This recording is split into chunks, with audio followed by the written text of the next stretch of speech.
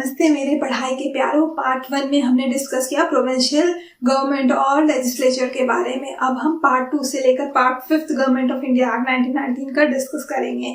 उससे पहले हम सॉन्ग सुनते हैं। देखो, सॉन्ग्स हमेशा हमें लॉन्ग टर्म तक याद रहते हैं, तो जितने भी टॉपिक्स के से रिलेटेड आपने सॉन्ग सुने हैं उनका मकसद है कि एग्जाम से पहले हमें वो टॉपिक भूलना नहीं है।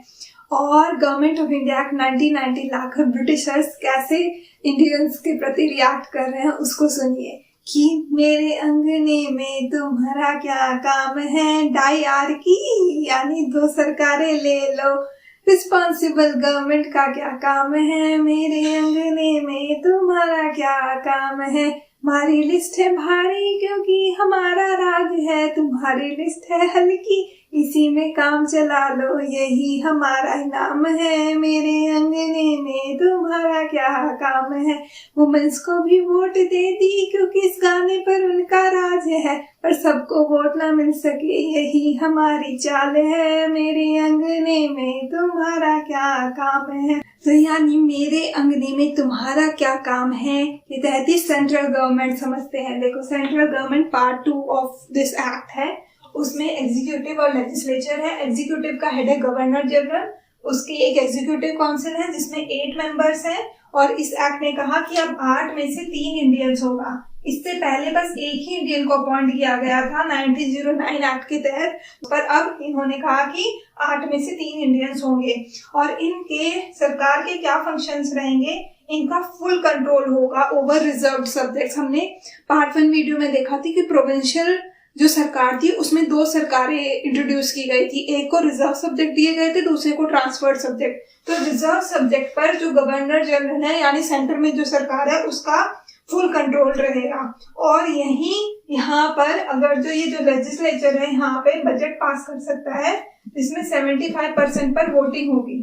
तो जब ये वोटिंग करेंगे तो अगर जो ये कोई कट इन ग्रांट्स जो है उसको पास कर देते हैं तो गवर्नर जनरल उसको दोबारा से रिस्टोर कर सकता है।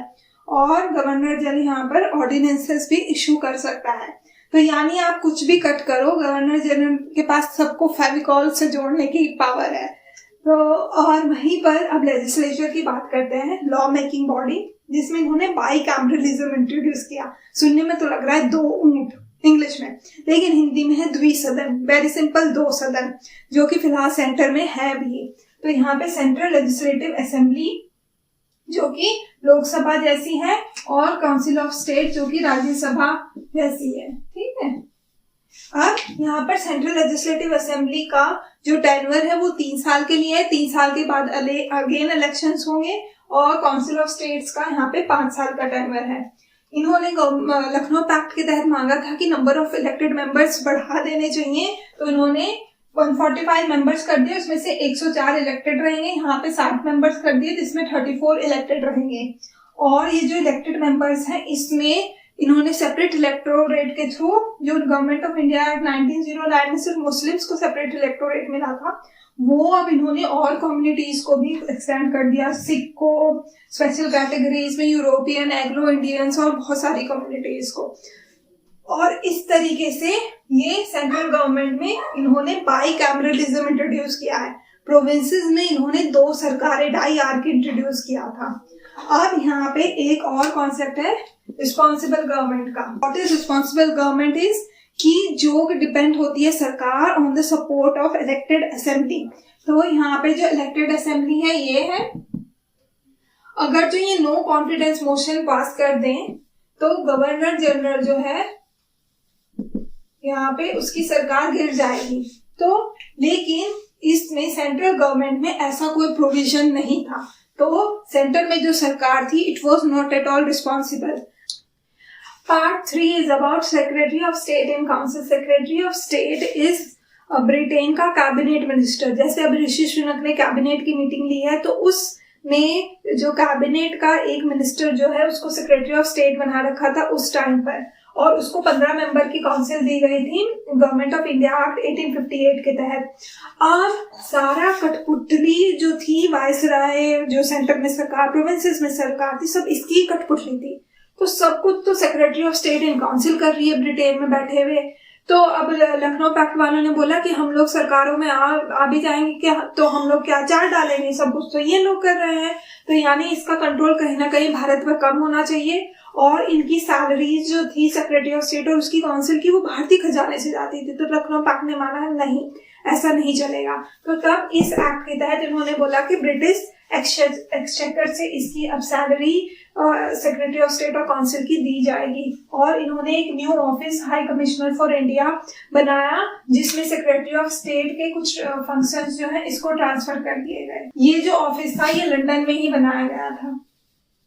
Part 4 is about civil services in India. इसका बैकग्राउंड समझते हैं। देखो, सिविल सर्विसेज जो है पहले लंदन में कंडक्ट होती थी, तो और ऊपर से वो ग्रीक पढ़ा, पता नहीं कौन कौन सी लैंग्वेजेस में टेस्ट लेते थे। तो जो इंडियंस थे उनके सिलेक्शन के चांसेस बहुत मिनिमल थे। और फिर स्टैट्यूटरी सिविल सर्विसेज के तहत कुछ लोगों को नॉमिनेट किया जाने लगा। तो जैसे फिलहाल जो है डायरेक्ट रिक्रूटमेंट होता है, आप एप्लीकेशन, हर कोई एप्लीकेशन भर सकता है एलिजिबिलिटी के हिसाब से, और रिक्रूटमेंट प्रोसेस होता है। तो इन्होंने ऐसे ही मांगा कि भारत में रिक्रूटमेंट प्रोसेस होना चाहिए सिविल सर्विसेज इन इंडिया के तहत। तो इस एक्ट के तहत इन्होंने कहा कि पब्लिक सर्विस कमीशन स्टैब्लिश होगा। जैसे फिलहाल यूनियन पब्लिक सर्विस कमीशन है जो कि रिक्रूटमेंट करता है, और इसको 1926 में सेंट्रल पब्लिक सर्विस कमीशन को स्टैब्लिश कर दिया गया। और वही 5th प्रोविजन था related to statutory commission. Statute यानी लॉ से रिलेटेड। तो गवर्नमेंट ऑफ इंडिया 1919 जो था, इसमें जो भी लॉस इंक्लूडेड थे, इनको रिव्यू करने के लिए 10 साल के बाद एक स्टैट्यूटरी कमीशन आएगा, जो कि साइमन कमीशन के फॉर्म में आएगा। और ये 10 साल से पहले ही टपक जाएगा। तो उसको हम उसकी वीडियो में देखेंगे।